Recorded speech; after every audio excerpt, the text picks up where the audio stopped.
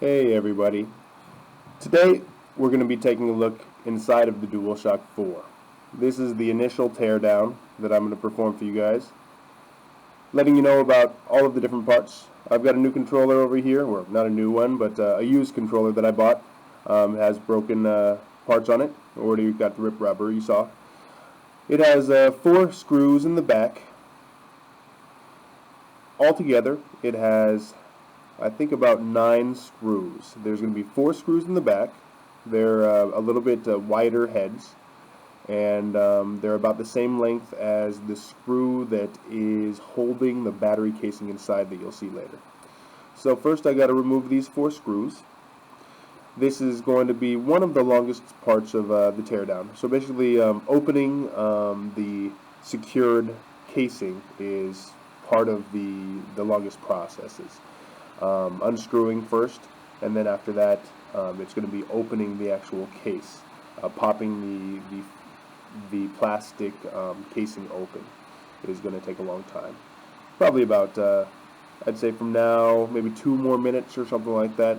Then we'll get inside of the actual controller, and you'll get to see the motherboard and the circuit paper that's inside, or I call it circuit paper, but it's like a film pad, circuit board film pad that's inside.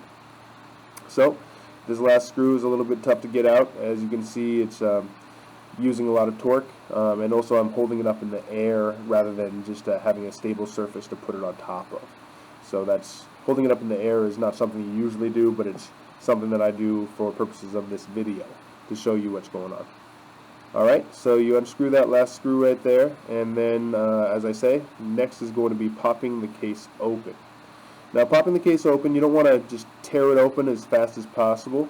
I'm bracing myself, bracing it against my body a little bit. I'm going to pop it open, so you see just a little bit is popped open right there. I've got to brace it really close to my body so I don't open it too quickly. If you open it too quickly, you risk maybe tearing out a cable ribbon, or maybe taking off some of the parts like the R2 and L2 buttons. Those would come off if you tore it open too quickly. Maybe the spring would then come off too. It wouldn't really affect breaking things very much, maybe breaking the tabs on the side, the plastic tabs on the inside, but here you go, pop this open, and then you press on the L2 and R2 button after you do that, in order to make sure that you're not going to really rip off the R2 or L2 button. So here goes the R1 button, or the L1 button. We're going to press on that so that we can pop this casing off the top. Alright, slowly, and then you've got that ribbon cable there that I was telling you if you pull too hard, you're going to end up ripping that ribbon cable out. It wouldn't rip out exactly, it would just pull out of the node that it plugs into, but the only problem with that is if you ripped it or you pulled it too hard, it might actually damage something. So we pull that out, it pops right out on the blue tab, and that's going to be the back with the grip of the casing. Then the inside is going to be the battery, as you see, the battery pack, as well as the battery pack casing, which is that black plastic piece underneath. So you take out this little white part right here, that is for the positive and negative wires of the battery pack. You pull that guy out, and then that is going to show you the black battery casing underneath, as well as the motherboard. So if you just bear with me, I'm going to get this guy out. It's not made very well for big fingers. Alright, got that gray battery pack out. And then you have that black battery pack casing underneath that is preventing the gray battery from touching the motherboard.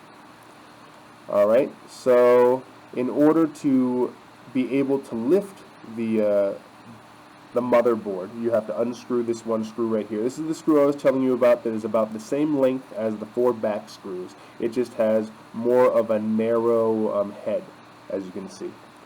So you unscrew that guy, and that's going to take some tension off of the motherboard being attached to the front casing of the actual controller. Alright, after we get this guy out, I like to just make sure that I screw it out with my hands. I don't actually turn it over, because once you turn it over, a lot of parts might fall out. We don't want that to happen. Alright, so then it reveals the casing, the black casing for the battery, and that is attached to the motherboard by just a couple little tabs. We need to pull those tabs out.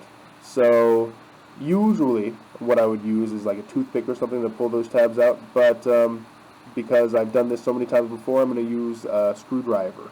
The reason that I would say use something that is not metallic would be that there are a lot of metal parts in there that would provide signals to the rest of the controller, and we don't really want to create any problem with cross noise or anything like that, which could occur if the power was actually on. The power is not going to be on because you have the battery out, but you know, just for safety's sake, I like to do it with just a toothpick if possible. So we got that off, and now you can see right here I'm pointing to the other ribbon, the other cable ribbon inside, and that is for the touchpad. So that's the touchpad cable ribbon that attaches to the motherboard. We take that guy out.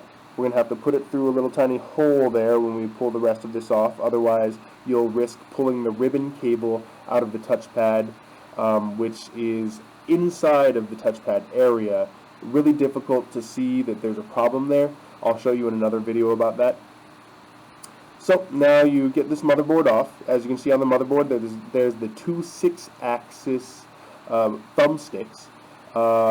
If we wanted to, we could then replace this thumbstick with an OEM part, so that you wouldn't have to suffer your aesthetically displeasing thumbstick from then on.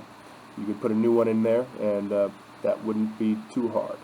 So as you can see, now I can pop off the entire casing because I've taken off that ribbon cable from the touchpad.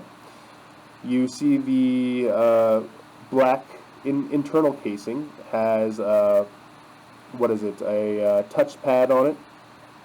Basically the this circuit board touchpad, that green circuit board touchpad, that is on the front of the casing, and on the back of the inside casing would be the motherboard.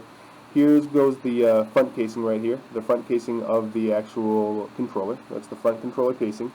It has all of the button that you're going to press, besides the R2 and L2. Alright, here we have the touchpad. I can show you that we can just rotate that around its axis and pull it right out.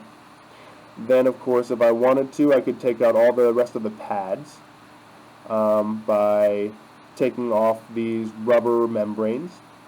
So there's rubber membrane for the D-pad, rubber membrane for the triangle and square and circle, and then there's the rubber membrane for the PS button. So if I was now to turn this over, all of the buttons would fall out. Not going to do that. Just you can see as I tear everything apart, you can see where everything comes from. Now I'm going to take off these thumbsticks. That was the real reason why I'm going to open this guy in the first place, but I figured might as well show you a teardown at the same time. Here we go. Take that off. It just pops right off. Just make sure that you hold on to the entire casing as well as the rotational 6-axis, just because if you pull a little bit too hard, you might actually rip the 6-axis off. It's pretty resilient, but just in case, that would be a good way not to. So all the parts that you see that I've taken off are the basic parts of the controller.